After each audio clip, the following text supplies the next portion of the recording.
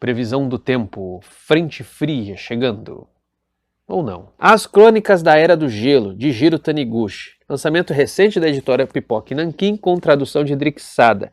Trata-se de um trabalho do jovem Jiro Taniguchi, ele publicou entre 87 e 91, e aqui a gente não vê ainda aquele Jiro Taniguchi maduro, que se tornou famoso por histórias como O Homem que Passeia, ou seja, aquele Jiro Taniguchi que faz histórias sobre simplesmente o passar do tempo, ou histórias sobre homem versus natureza, que são histórias que ele vai fazer mais ali nos anos 2000, porém muito disso você já vê aqui. Mas vamos lá, sobre o que é as Crônicas da Era do Gelo, rapidamente, dando uma sinopse aqui. Num futuro longínquo, a humanidade vive uma nova era glacial, uma era do gelo.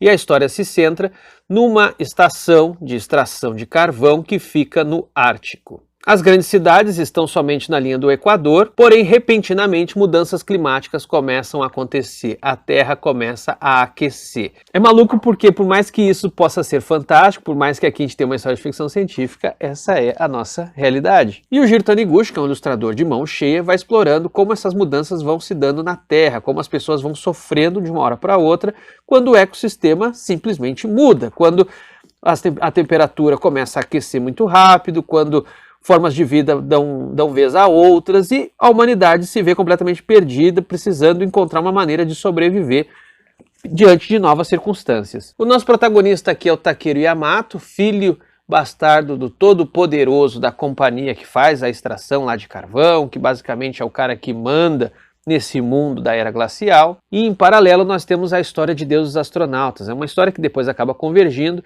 de gigantes que chegaram na Terra, ajudaram os povos que aqui estavam, acabaram hibernando durante a Era do Gelo e agora com o reaquecimento da Terra eles acabam despertando. Como vocês podem ver aqui nas páginas que eu estou mostrando para vocês, não dá nem para falar mal do desenho, né? O que vai dizer? É muito bem ilustrado. O Jiro Taniguchi é um monstro, né? Assim, tudo é muito bonito.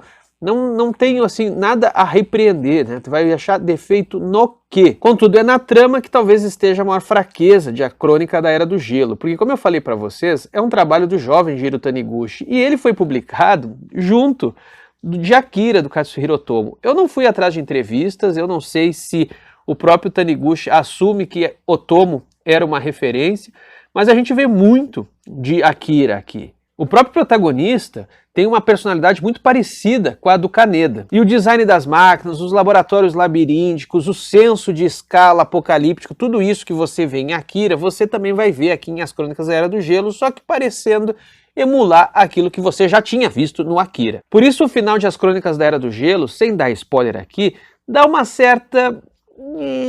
porque fica um negócio meio Rambo, assim, é só eles dando tiro pra lá e pra cá, enfrentando o inimigo e numa batalha natureza versus máquina, que é uma coisa um tanto meio óbvia, que vai se costurando de uma maneira meio previsível ao longo da trama, então também não chega a te surpreender em nada. Então pode-se dizer que é um mangá que começa melhor do que termina, porém, ele ainda continua tendo muitas qualidades. Como eu já disse, tem a ilustração, que é muito bonita, e as cenas onde de fato temos simplesmente homem versus natureza, pessoas versus natureza, aqui para a gente ser mais inclusivo, embora basicamente só temos personagens masculinos, tirando uma única personagem feminina aqui, aqui daí a gente tem o Taniguchi fazendo o seu melhor e mostrando o seu diferencial, porque como eu disse, nisso ele é bom. Conforme o clima vai mudando e as pessoas precisam enfrentar novos desafios, precisam lidar com paradigmas com os quais elas nunca imaginaram, porque simplesmente elas estavam acostumadas com uma condição que havia se estabelecido há séculos, talvez milênios.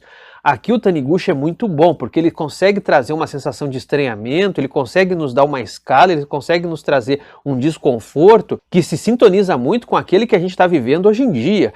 Ou seja, essa sensação muito doida de que a gente não tem mais aquele referencial do mundo de ontem, de que as coisas estão mudando muito rápido, de que espécies estão desaparecendo, outras espécies estão surgindo, ou de que aquilo que valia não vale mais, de que nós estamos sendo substituídos por outras coisas, né? Ou seja, a gente às vezes percebe que aquilo que a gente sabia fazer agora uma máquina faz no nosso lugar, aqui você tem um equivalente a isso, de ser substituído. Inclusive, cabe dizer com um clichêzinho meio bobinho em relação ao nazismo, quem leu sabe o que eu estou falando ali, os Adolf, aquilo ali ficou meio bobo. Mas essa emergência das mudanças climáticas, essa certeza da nossa pequenez diante das mudanças que estão correndo, do quanto o mundo está mudando, quão rápido ele está mudando e nós somos nada perante ele, isso Taniguchi traz aqui e faz com que essa obra, por mais que ela tenha saído, como eu disse, no finalzinho dos anos 80, início dos 90, faz com que ela seja talvez mais atual agora do que na época em que ela saiu. Essa é, portanto, a beleza da ficção científica. Ela sempre vai ser essa obra que produz ao mesmo tempo uma janela e um espelho.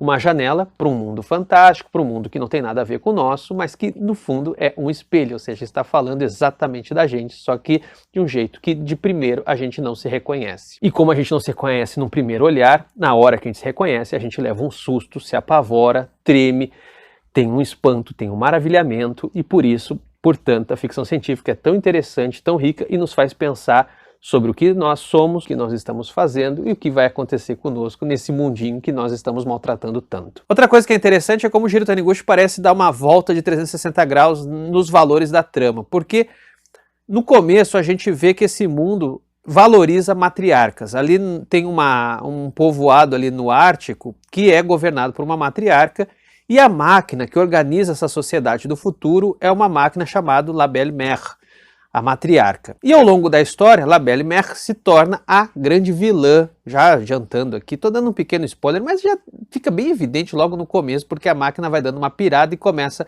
a querer resolver as mudanças climáticas por si própria. E uma das maneiras de resolver isso é se livrando da humanidade e repondo a humanidade. O que é uma alegoria muito boa sobre o que está rolando agora, né? E daí você pensa o seguinte, poxa, todos os protagonistas do mangá são homens, né? Tem uma personagem feminina ali que acompanha um pouco eles na ação, mas no geral são homens. Então parece que o Taniguchi está contando uma história do seguinte, olha, nós temos um mundo governado, nesse mundo ficcional que ele está contando, um mundo governado por grandes matriarcas e chegou o momento dos homens assumirem de volta o controle, assumirem de volta o poder do seu próprio destino, pararem de se deixar à mercê de forças que eles não têm controle, porque muitas vezes o imaginário do feminino é esse, é uma força com a qual a gente não sabe lidar, uma força mágica, essa força da vida, né? A imagem arcaica da mulher está muito ligada a isso. Em outras palavras, muito do imaginário do masculino e do feminino está ligado ao masculino como da técnica e do feminino como da natureza. Sim, isso pode ser muito discutido, muito desconstruído, mas a gente vê como esses valores ainda são muito reproduzidos. Porém, sem dar tantos spoilers, o Taniguchi vira de novo esse negócio, por isso que eu disse que ele dá uma volta de 360 graus, quando ele mostra que não é a gente assumindo o controle das coisas, assumindo o poder que a gente vai resolver, ou seja, não é a partir dessa intervenção masculina da técnica que as coisas vão para frente, pelo contrário, tem a ver com deixar de novo que a mãe natureza, digamos assim, tome a vez. Por isso que, assim como tem um pouco de Akira, dá para dizer que também tem um tanto de Náusea aqui. Então é isso, pessoal, fica aqui minha sugestão, como eu falei para vocês, não é a melhor obra do Jiro Taniguchi, mas eu que sou um grande fã dele, pode ter certeza que eu fiquei bem feliz de ler e estou muito feliz de ter ela aqui. Tá? A edição do Pipoca Nanquim acho que dispensa comentários, vocês sabem que eles fazem edições muito bonitas, essa aqui evidentemente não é diferente, tem jaqueta, marca-página, tá toda cheia dos parequetê, tem uma gramatura grossa, até bem grossa, então quem é um grande fã do Jiro Taniguchi, quem gosta de ficção científica, quem está com vontade de ficar com frio, porque tu fica com frio autenticamente lendo esse gibi, tá aí a sugestão, tá bom? É isso, insisto sempre, se inscreva, ajuda muito mesmo, curta, compartilhe e também segue lá no Instagram @canessarjeta. Valeu!